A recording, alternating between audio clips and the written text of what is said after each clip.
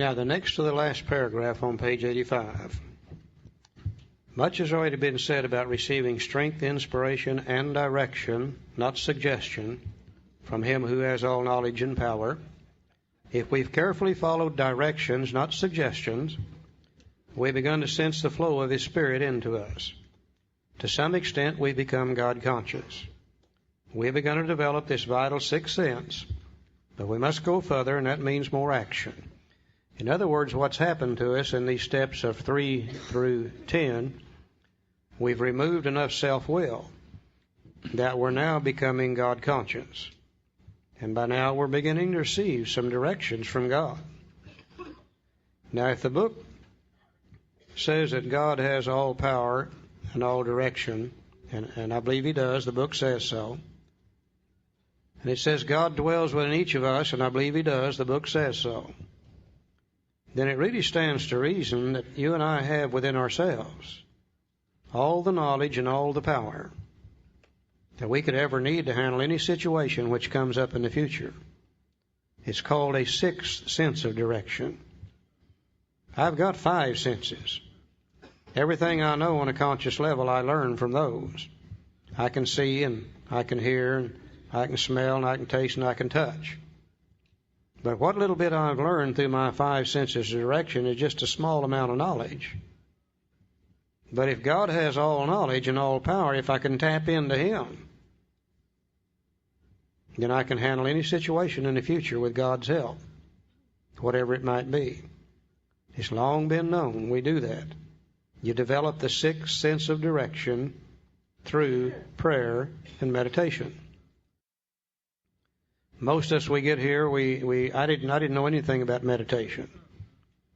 I thought meditation is when you tried to clear your mind of all thought. Well, I've never been able to do that. When I wake up in the morning, that sucker turns on and it will not clear out. I thought maybe it was chanting, listening to soft music. That's probably some forms of meditation, but I knew nothing about any of it. I knew very little about prayer, even raised in church. I only knew 2 prayers. One went like this: Now I lay me down to sleep, I pray the Lord my soul to keep, and if I die before I wake, I'm not into that prayer anymore. That's dealing with death, and I don't want nothing to do with that. The other prayer that I used, and I bet you used it too, went like this: God, if you get me out of this damn mess, I swear I'll never do this again. Now I'm going to have to develop a life of prayer and meditation. Would seem to be impossible, wouldn't it?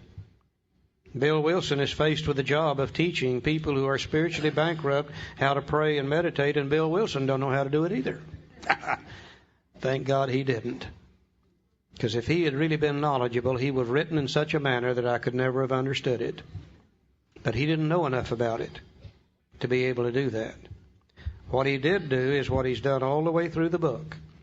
He gives us some definite, valuable suggestions.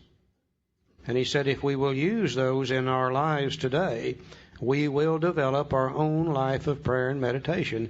He couldn't tell us how to pray and meditate, but he could tell us how to develop our own. He starts for just a few moments over on page 86. He tells us what to do when we go to bed at night. Here it is now in step 11. He said when we retire at night, we constructively review our day. Were we resentful, selfish, dishonest, or afraid? I believe that's step 4 again, isn't it? Yeah. Do we owe an apology? That must be steps 8 and 9 again. Have we kept something to ourselves which should be discussed with another person at once? I believe that's step 5 again. Were we kind and loving toward all? What could we have done better? Were we thinking of ourselves most of the time, or were we thinking what we could do for others, of what we could pack into the stream of life? But we must be careful not to drift into worry, remorse, or morbid reflection, for that would diminish our usefulness to others. After making our review, we ask God's forgiveness and inquire what corrective measures must be taken or should be taken. There's steps 6 and 7 again. So what the book is really suggesting is when we go to bed at night, we sit down and kind of take another little inventory. Step 10 was during the day when we're disturbed. Step 11's before we go to bed at night.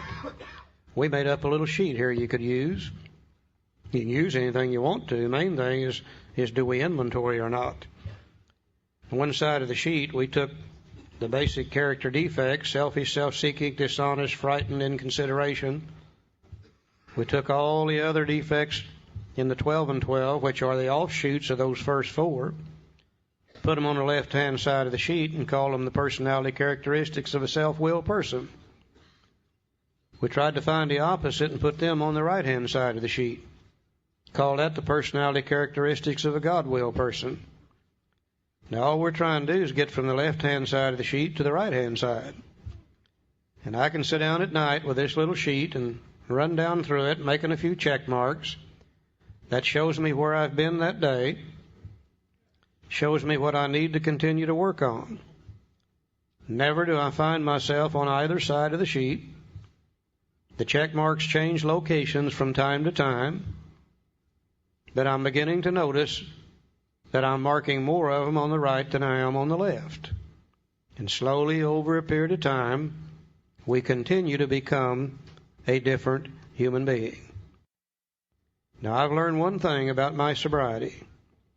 I am going to inventory. I've got one or two choices. I can put it off and put it off and put it off and put it off until I'm so sick that I'm almost drunk, and then I start trying to dig myself out from under that mess. Or I can take just a few minutes each day, and by doing it a few minutes each day, I keep myself in reasonably good condition, and I'm in much less chance of drinking. I find that it takes less energy to do it on a daily basis than it does to wait till I'm almost drunk and then start trying to dig myself out from under it. A very definite, valuable suggestion. Okay, the next paragraph tells us what to do in the morning when we get up.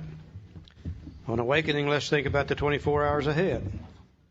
We consider our plans for the day. Before we begin, we ask God to direct our thinking, especially asking that it be divorced from self-pity, dishonest, or self-seeking motives. Under these conditions, we can employ our mental faculties with assurance, for after all, God gave us brains to use. Our thought life will be placed on a much higher plane when our thinking is cleared of wrong motives. Most of us get up in the morning, first thing we do is go to the bathroom. One guy told me the first thing he did was get on a treadmill. I said, man, you got a better bladder than I've got. I go to the bathroom first. Then we head for the kitchen. And we get a cup of coffee and maybe a little food, and we feed the body.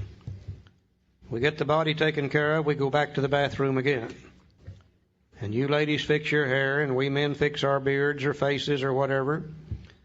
And we get that part of us done, we go to the closet. And we begin to pick out the clothes that's going to cover the body during the day. Got to make sure they match now. We've got to make sure they match. They're the right color. We spend lots of time on our clothes.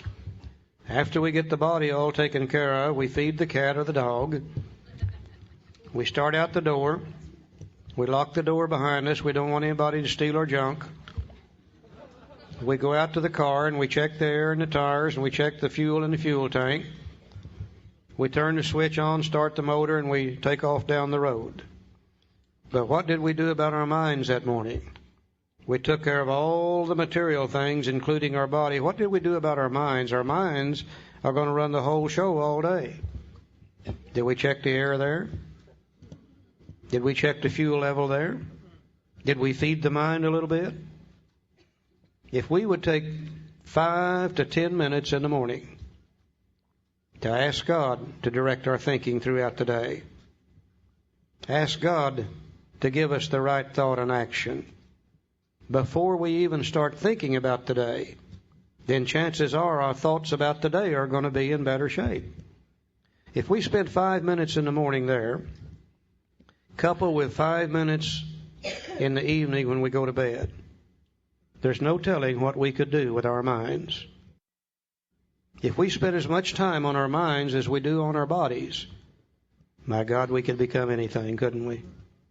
If you spent 5 in the morning and 5 in the evening, you've still got 23 hours and 50 minutes to screw the thing up. It only takes a little bit of time. Very definite, valuable suggestion. In thinking about our day, we may face indecision. We may not be able to determine which course to take. Here we ask God for inspiration, intuitive thought, or a decision. We relax and take it easy. We don't struggle. This is a form of meditation. for busy people. We alcoholics don't have time to lay down on the floor and listen to soft music. We don't have time for chanting and all that stuff. We're busy people. Yeah. The book says when you face indecision, you can't decide what to do. Recognize you don't have the answer. Turn to God and ask God for the right thought or decision. Don't struggle, relax, and take it easy. I think what it means is get your mind off on something else. And the way I get my mind off on something else is I go start mowing the grass, painting the house, or washing the dishes. And quite often my mind goes back to that subject, and I've got information I didn't have before. It says, why don't you call Bill? Maybe he'll know. And I call Bill, and Bill's got the answer. They used to say, wasn't it lucky I called Bill? No. This is a form of tapping into the sixth sense of direction. And if you practice at it, it gets to where it becomes a common thing to do. It's amazing how this stuff works. Very simple suggestions. Page 87, first full paragraph down there toward the middle of the page, tells us how to pray. See, we usually conclude the period of meditation with a prayer that we be shown all through the day what our next step is to be, that we be given whatever we need to take care of such problems. We ask especially for freedom from self-will, and we're careful to make no requests for ourselves only. We may ask for ourselves, however, if others will be helped. We're careful never to pray for our own selfish ends. Many of us have wasted a lot of time doing that, and it doesn't work. You can easily see why. As I said, I used to use God like an errand boy, send him out to get this done, get that done. It didn't work. He never did come back with nothing, you know. But I learned through doing that to start praying only for the knowledge of His will for me and the power to carry that out. And today I can't think of anything that would be better than to have God's will done in my life. Only. It would be a whole lot better than anything that I could ever dream of. Because as I said here today, I am in places today in many, many areas of my life that you can't get to other than by God's grace. It cannot be done. You know, I was practicing this thing around, and one day I was listening to the radio, and I heard a song that I heard all my life. And it talks about having a plane of inspiration. And I heard this song all my life. It's called In the Garden. Any of you all know that song? And it came to me. I said, well, that's a song about prayer and meditation, isn't it? In the morning, while the dew's still on the roses. That's about prayer and meditation. And I didn't know that. It just came to me. And I can read these things, and I can see these things today, and I know what they mean. I mean, I really do know what they mean. I don't know where that came from either. It certainly wasn't anything from me. I think it's God working in my life. I believe that. They said to me, pray only for knowledge of His will and the power to carry that out. I said, how in the hell is He going to know what I want? And they said, He don't care what you want. They said He's interested in what you need. And He knows more about what you need than you know yourself. And that's turned out to be exactly true. If I had written a list of things that I thought I needed when I first came to AA, if I'd have said, God, give me these things and I will be satisfied for the rest of my life, I would have cheated myself. God has given me things far, far, far beyond my dreams could possibly be when I first came to AA. Absolutely amazing, the things that take place in our life by simply trying to follow God's will. People who have been self-willed like us, who have literally destroyed ourselves on self-will. We don't need to be telling God what we want. God knows what we need, and if we do His will, He's going to see that we get it. You know, who could ever dream years and years ago we could be sitting in this room today doing what we're doing? A week ago, we were in Reykjavik, Iceland, a place I'd wanted to visit all my life. And by golly, I got to tour Iceland. Hell, I'm 69 years old now before I got to do it, but I finally got to do it. I couldn't have done that if I'd been drinking. A year or two ago, I got to go through the channel under the English Channel. I read something in a magazine when I was a kid, about 9 years old. It said sooner or later the English and the French would build that thing. I said then, if they ever build it, I'm going to go through it. Finally, I got to go through the channel and ride that damn channel train doing 200 miles an hour. Yeah, 60 years I dreamed that dream. Finally got to do it. Oh, yeah, God knows what we need. He's not interested in what we want. Page 87. Said if our circumstances Go ahead, Joe. We ask our wives or friends to join us in morning meditation. About 15 years ago, we were sitting in my living room, my wife over there in her chair and me in mine, and I'm reading my prayer and meditation stuff, and she's reading her prayer and meditation stuff, and she looked over and said, Joe, would you, she said, honey, that's what she said. Yeah. And I said, I'm not ready for that this morning. She said, no, you old silly thing. She said, I want you to read this for me and tell me what it says. I said, well, I can do that. So I read that for her, and I told her what it said, and I told her a lot more than she wanted to know about it. And the next morning she said, would you read this and tell me what this says? And I did, and we discussed that a little bit. And that kind of set up a little deal in our house of praying together and sharing together. And we hadn't done that before. And I've heard all my life those people that pray together stay together. Joe, how long has it been since you and Phyllis have had a divorce? It's been 21 years. Yeah. And I'd have never thought about that. She'd come up with that. Yeah. Bottom of page 87. As we go through the day, we pause when agitated or doubtful and ask for the right thought or action. We constantly remind ourselves we're no longer running the show. Humbly saying to ourselves many times each day, thy will be done. We are then in much less danger of excitement, fear, anger, worry, self-pity, or foolish decisions. We become much more efficient.